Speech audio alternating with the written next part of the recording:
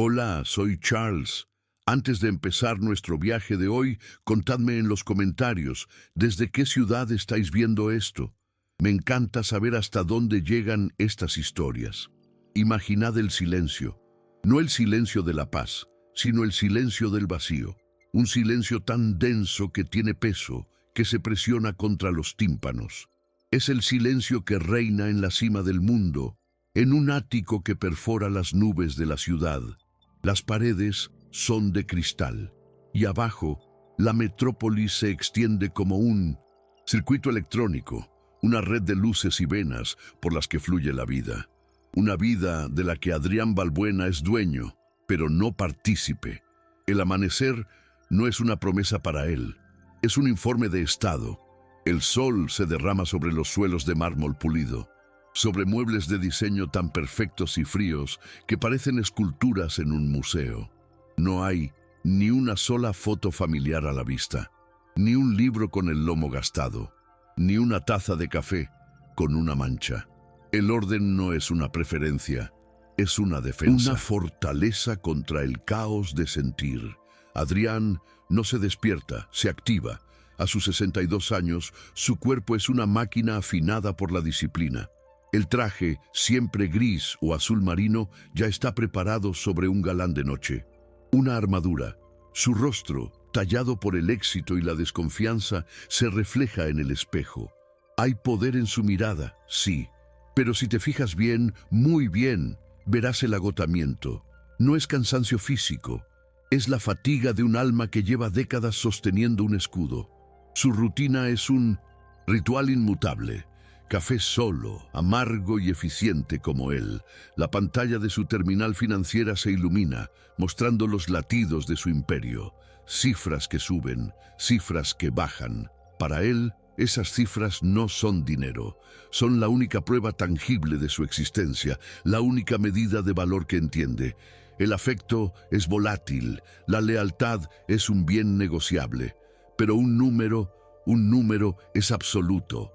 Esto es lo que Adrián tenía, un reino construido sobre la desconfianza, un imperio que lo aislaba de todo, incluso de sí mismo. Pero ¿qué es lo que realmente tenía que perder? No era el dinero, no eran las empresas, era la última y frágil posibilidad de estar equivocado. A veces, en la quietud de la noche, cuando el ruido de los mercados se apagaba y la ciudad se convertía en un tapiz oscuro salpicado de diamantes, Adrián sentía el peso, no en sus hombros, sino en el centro de su pecho, un frío que ninguna calefacción podía mitigar. Era el fantasma de una vida no vivida, el eco de las risas de sus hijos cuando eran pequeños. Un sonido que ahora le parecía tan lejano como una lengua extranjera. Recordaba vagamente la calidez de la mano de su difunta esposa, pero el recuerdo se había vuelto abstracto, como leer sobre el calor en un libro de física. El dolor que cargaba era una convicción, la convicción de que el amor de su familia era directamente proporcional al saldo de su cuenta bancaria. Cada llamada de su hijo, Javier, para hablar de un nuevo proyecto, era una petición velada. Cada visita de su hija Elena con los nietos era una actuación para asegurar la herencia. Él los veía moverse, hablar, sonreír, y en su mente una calculadora invisible sumaba y restaba sus intenciones. No era maldad, era una herida tan antigua que se había convertido en su esqueleto. Se había convencido a sí mismo de que el mundo funcionaba así para que su propia incapacidad de conectar no pareciera un fracaso, sino una forma de sabiduría. Una visión cínica del mundo es, al fin y al cabo, un refugio para un corazón roto. Una mañana, el teléfono sonó. La pantalla mostraba el nombre Elena.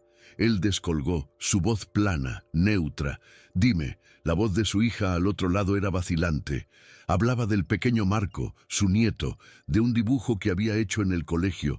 «Es para ti, abuelo», dijo ella. «Pregunta mucho por qué nunca vienes». Adrián permaneció en silencio. En su mente, la frase no era una invitación, era una acusación, una táctica. «Estoy ocupado, Elena. Envíame una foto». Del dibujo. Y dime si el niño necesita algo para el colegio. Puedo hacer una transferencia. El silencio que siguió al otro lado de la línea fue diferente al de su ático. Estaba lleno de dolor. No es eso, papá. No se trata de eso. Pero para Adrián siempre se trataba de eso. Porque si no se trataba de dinero, ¿de qué se trataba? ¿De algo que él ya no sabía cómo dar? Colgó. Se acercó al ventanal, observando su reflejo superpuesto a la ciudad. El magnate, el rey, el prisionero. Y fue ahí, a ese hombre atrapado entre el cristal y el cielo, donde una idea terrible y liberadora comenzó a tomar forma. Una última partida, un experimento definitivo para confirmar su tesis, para demostrarse a sí mismo, de una vez por todas, que tenía razón, que su soledad no era una elección, sino el precio inevitable de ver la verdad. Tenía que perderlo todo para ver qué quedaba, o más bien, para confirmar lo que él ya creía saber, que no quedaría nada, y en esa certeza, extrañamente, encontraba un amargo consuelo, porque si nada era real, entonces nada de lo que había perdido importava de verdade. Olá, eu sou o Charles. Antes de começarmos essa jornada de hoje, me conte aqui nos comentários de qual cidade você está assistindo. Eu adoro saber até onde essas histórias alcançam. El plan no nació en un arrebato de ira. No fue fruto de la locura. Nació en el silencio.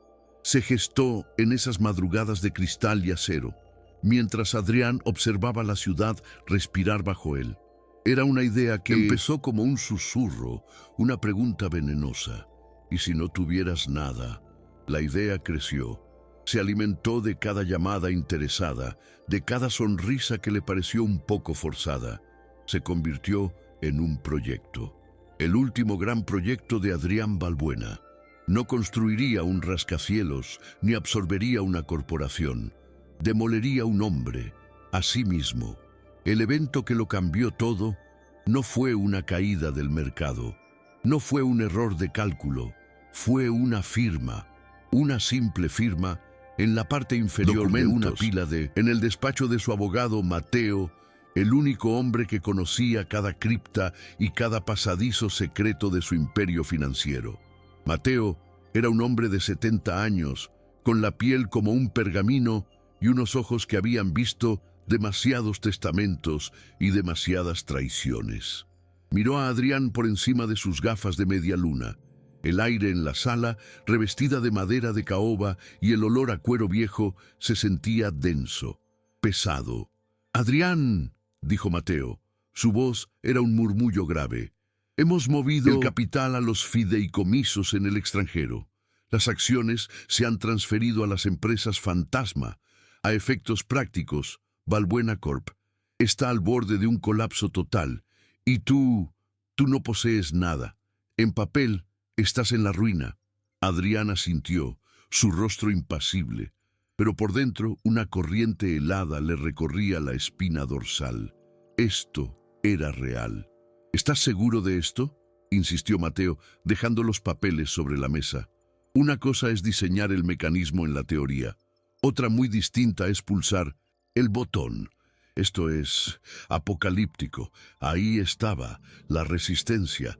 No venía de él, aún no. Venía del último vestigio de cordura en su vida. Mateo no le hablaba como un abogado, le hablaba como el amigo de su padre, como el hombre que lo vio crecer. «Es un experimento, Mateo, el último. Una auditoría final», respondió Adrián, su voz más fría de lo que pretendía. «No auditas a una familia, Adrián. No la sometes a una prueba de estrés como si fuera un banco. ¿Qué esperas encontrar? La prueba definitiva de que tienes razón. ¿Y a qué precio? El miedo». Por primera vez en décadas, Adrián sintió su aliento en la nuca. Un miedo primitivo. No era el miedo a la pobreza. El dinero era solo una herramienta, y él sabía cómo crearla. Era un miedo mucho más profundo. El miedo a estar equivocado, y si lo perdía todo fingía su caída y su familia corría a su lado. Y si Elena aparecía en su puerta con una manta y un termo de sopa sin pedir nada a cambio. ¿Y si Javier lo llamaba no para hablar de negocios, sino para decirle, papá, estoy aquí? Ese escenario era infinitamente más aterrador que la ruina, porque si ellos demostraban un amor incondicional, entonces toda su vida, toda su coraza de cinismo, sus décadas de soledad autoimpuesta, todo habría sido una mentira, un error catastrófico. Su dolor no habría sido una herida infligida por un mundo codicioso, sino una herida autoinfligida, y esa verdad era una carga demasiado pesada para soportar. Necesitaba que tuvieran razón, necesitaba que fueran codiciosos. Su soledad dependía de ello. El precio es la verdad, dijo Adrián, más para convencerse a sí mismo que a Mateo. Pero sus manos, al tomar la pluma, temblaban ligeramente. Un temblor casi imperceptible. La negación era una fortaleza, pero empezaban a aparecer grietas. Se obligó a recordar la llamada de Elena, la transferencia, la frialdad. Se aferró a esas pruebas como un náufrago a un trozo de madera. «Hay una última cosa», dijo Mateo, empujando un documento final hacia él. La nota de prensa. Una vez que la envíe no hay vuelta atrás. Los mercados reaccionarán en minutos. Tu nombre será sinónimo de fracaso. Adrián miró el texto. Palabras cuidadosamente elegidas que hablaban de inversiones fallidas, deudas insostenibles, bancarrota personal, la necrológica de su vida pública. Y en ese instante, justo antes de que la tinta tocara el papel, sintió el verdadero pánico. Un vértigo helado que no tenía nada que ver con la altura de su ático, sino con la profundidad de la caída que él mismo estaba diseñando. Vio su reflejo en la pulida superficie de la mesa, un hombre poderoso a punto de convertirse en un fantasma. ¿Y para qué? ¿Para ganar una discusión con los fantasmas de su propia cabeza? La duda lo asaltó con la fuerza de un golpe físico. No lo hagas. Es una locura. Llama a tus hijos, habla con ellos, inténtalo, solo una vez, sin escudos. Pero la voz del hábito, la voz de la herida, era más fuerte. Llevaba 62 años escuchándola. Era la única voz en la que confiaba. Firmó. El trazo de su nombre fue firme, una máscara de control sobre el caos interior. «Envíala», ordenó, levantándose bruscamente. No esperó la respuesta de Mateo. Salió del despacho y caminó por las calles de la ciudad, pero no la veía. No sentía el aire frío ni escuchaba el ruido del tráfico. Estaba envuelto en el silencio ensordecedor de su propia decisión. Había saltado del acantilado. Esa noche, de vuelta en el ático, ahora despojado de su poder, vio las noticias. Su rostro en todas las pantallas. El titán cae. El imperio Balbuena se desmorona. Se sirvió un vaso de agua, porque el whisky le pareció demasiado sentimental. Observaba su propia demolición con una extraña calma. La calma que sigue a la detonación, antes de que los escombros empiecen a caer. Había destruido su mundo para probar una teoría.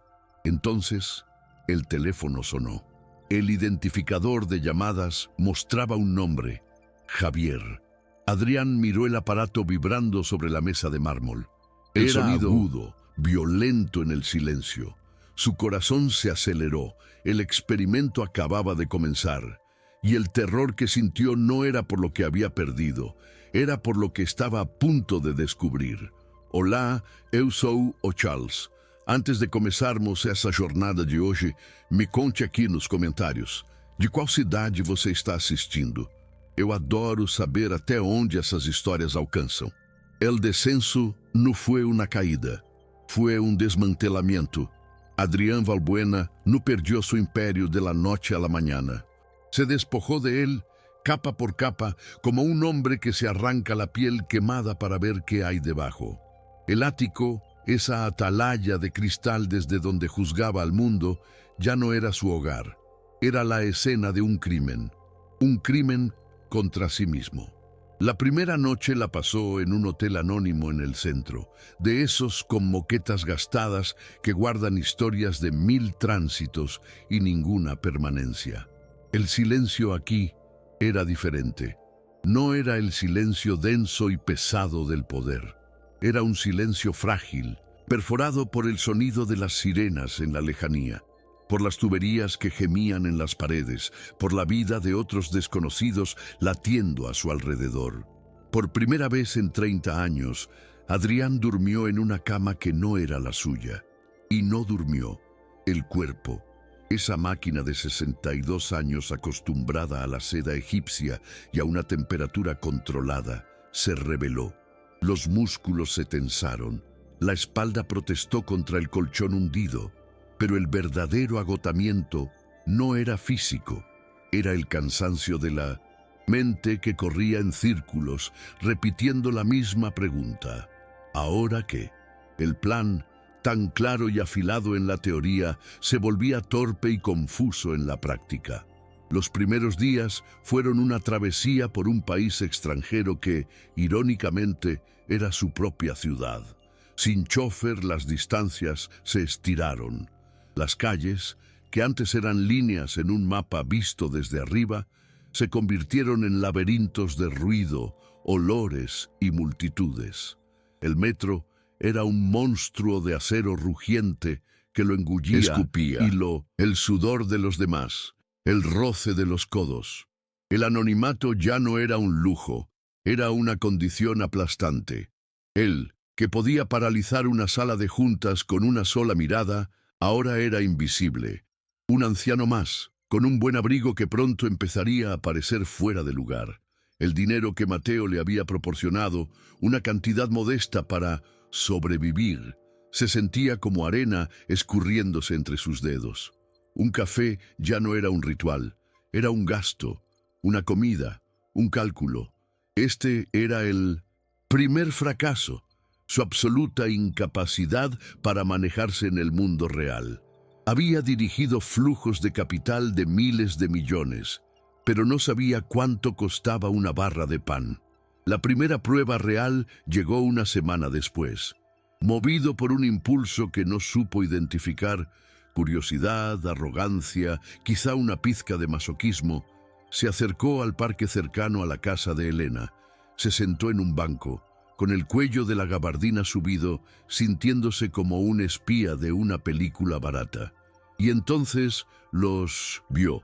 Elena empujaba a Marco en el columpio. La risa del niño era un sonido puro, cristalino, un sonido que golpeó a Adrián en el pecho con la fuerza de una piedra. Marco se cayó. Un tropezón tonto de niño. El llanto fue inmediato. Instintivamente, Adrián se levantó. Su cuerpo se movió antes que su cerebro. El viejo impulso de resolver, de arreglar, de controlar. Dio 2 pasos. Elena ya estaba allí. Lo levantó, le limpió las rodillas con la mano, le susurró algo al oído. El llanto se convirtió en un sollozo y luego en silencio. Ella lo abrazó. Y en ese abrazo, Adrián vio una fortaleza que nunca había reconocido. Vio una madre, no la hija que actuaba para asegurar la herencia. Se quedó paralizado a mitad de camino. Un extraño en un parque. Elena levantó la vista y sus miradas se cruzaron por una fracción de segundo. No hubo reconocimiento, solo la fugaz desconfianza que se le dedica a un desconocido que mira demasiado. Se sentó de nuevo en el banco, y el frío que sintió no era por el viento de otoño, era el frío de la irrelevancia. Su primer intento ¿de qué? De ayudar, de intervenir, había fallado porque no era necesario. La vida de su familia, con sus pequeñas caídas y sus pequeños consuelos, seguía adelante sin él. Su ausencia no había dejado un cráter, simplemente el paisaje se había adaptado. Este fracaso fue más profundo. Su teoría decía que, sin su dinero, se derrumbarían. Pero Elena no parecía derrumbada.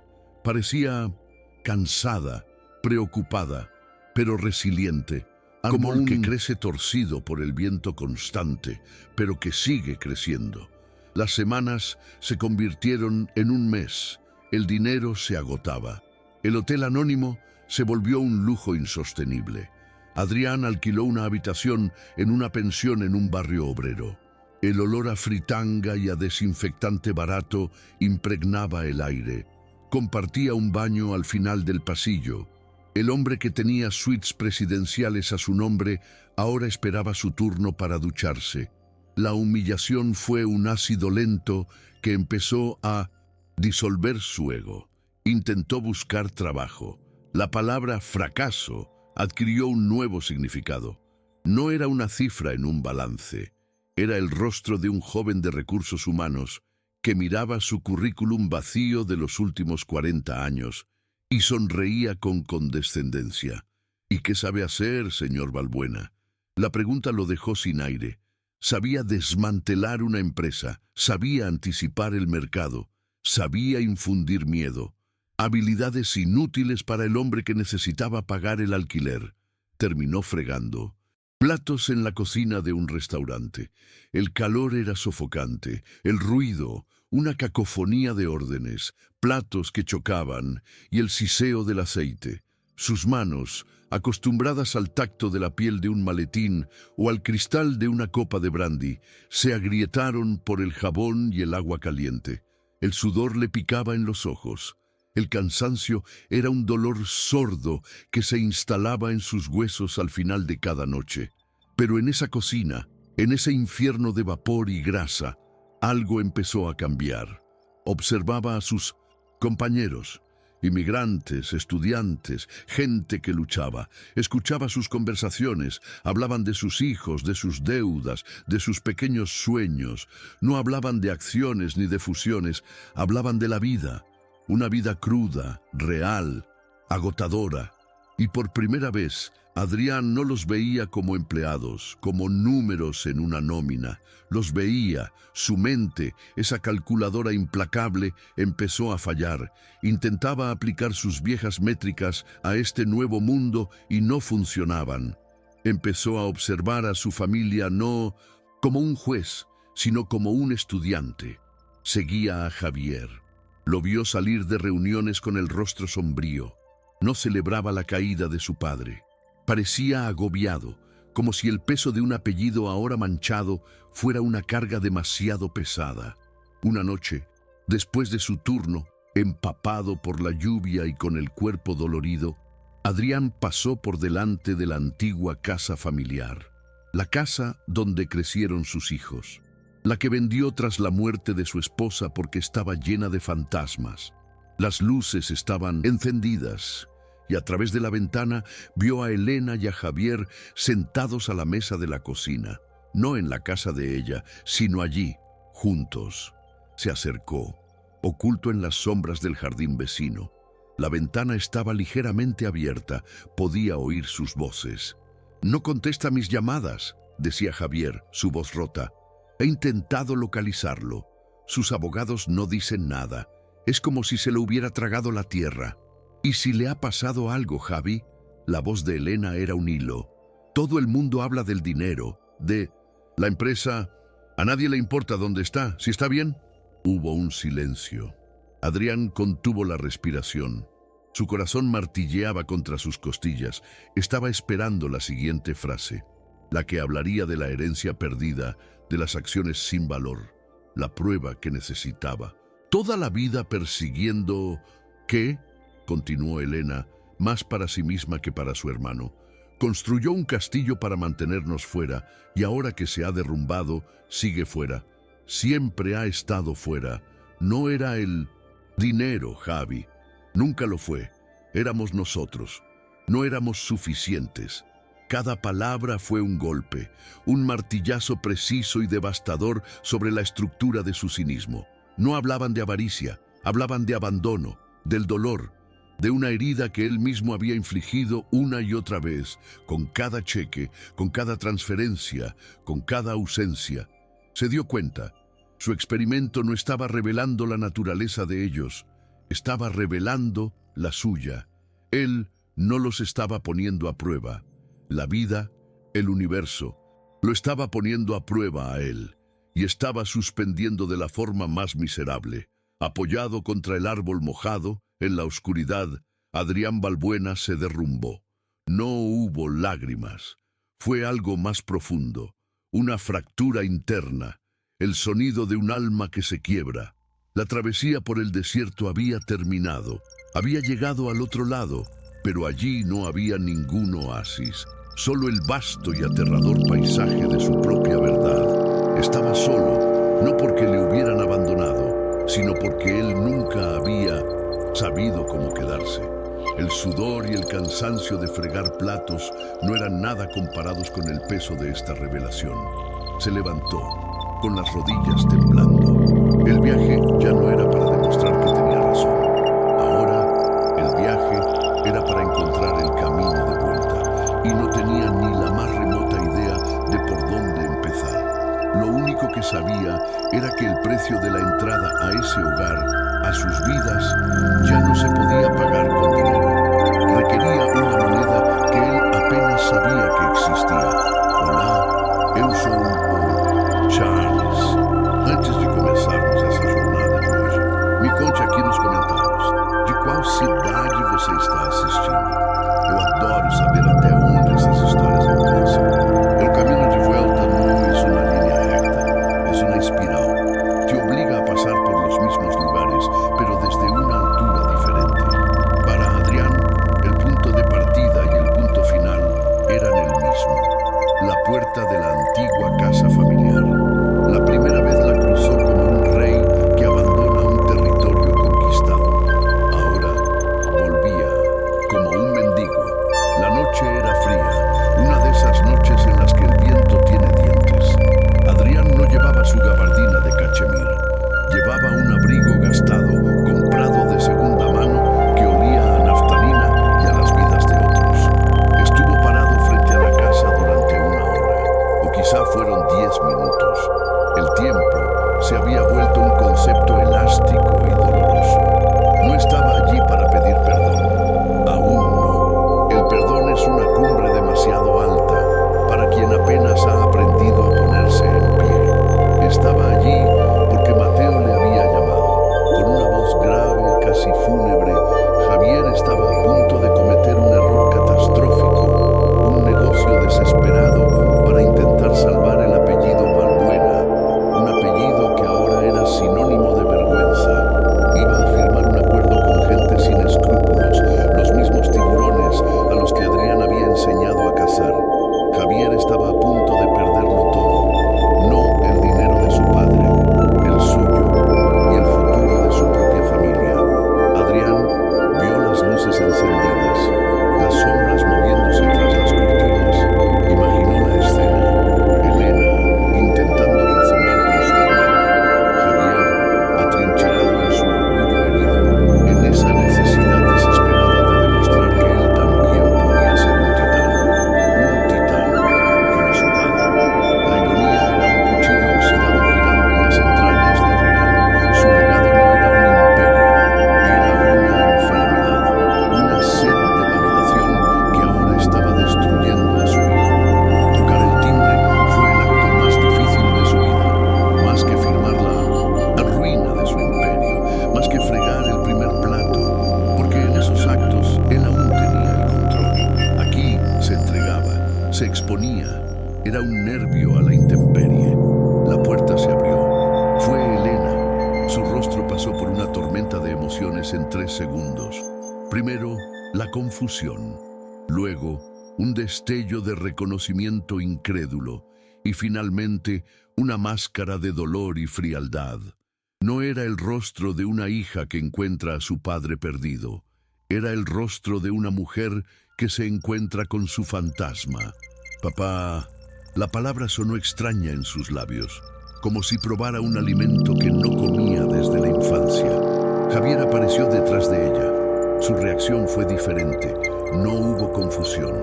Hubo fuego, una rabia pura, volcánica, que había estado acumulándose durante años. ¿Qué haces aquí? Su voz era un gruñido. Has venido a ver el desastre, a disfrutar del espectáculo. Adrián no se movió. No intentó entrar. Se quedó en el umbral, con el viento frío colándose en la casa. El umbral, el lugar. Dos mundos. Vengo a... empezó Adrián, pero su voz se quebró. ¿A qué venía? ¿A advertirle? ¿A darle un consejo? Las palabras sonaban vacías.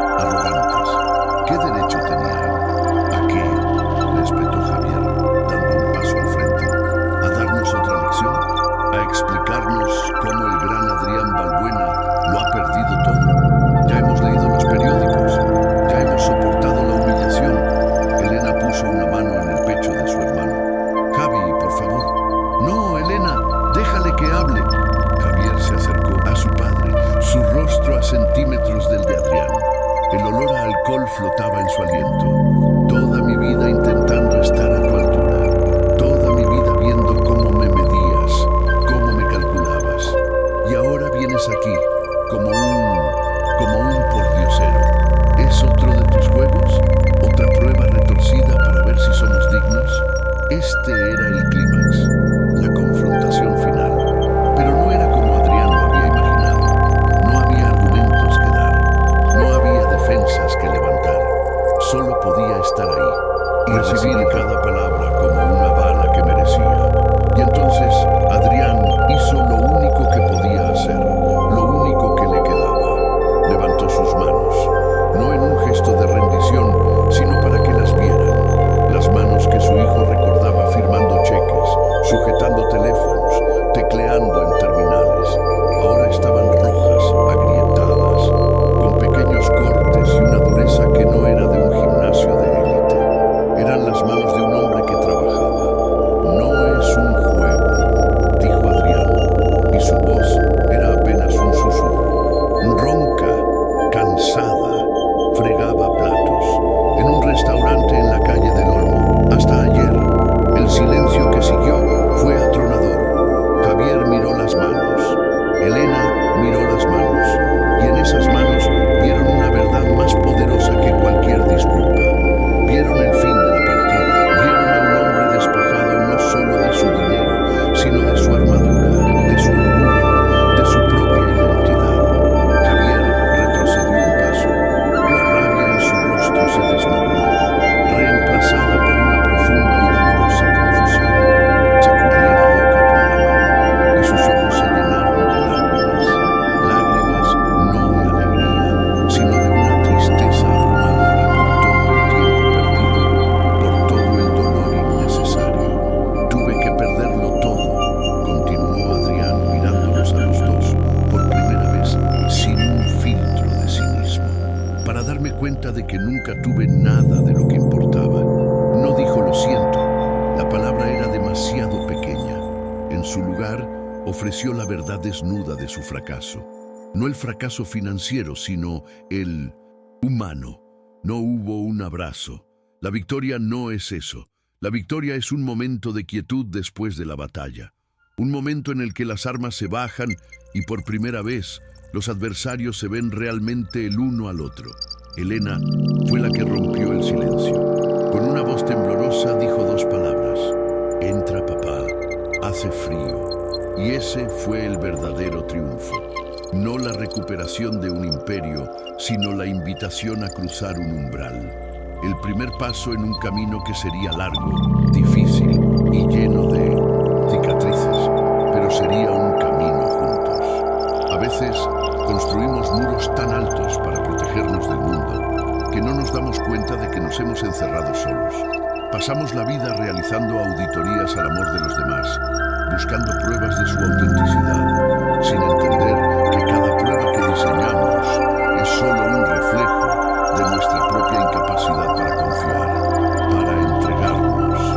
La historia de Adrián nos enseña una lección brutal y necesaria, que la verdadera bancarrota no es tener los bolsillos vacíos, es tener el alma vacía, que el mayor acto de valentía no es construir un imperio, sino demoler la fortaleza de nuestro propio ego. Y nos deja con una pregunta que resuena en el silencio de nuestras propias vidas.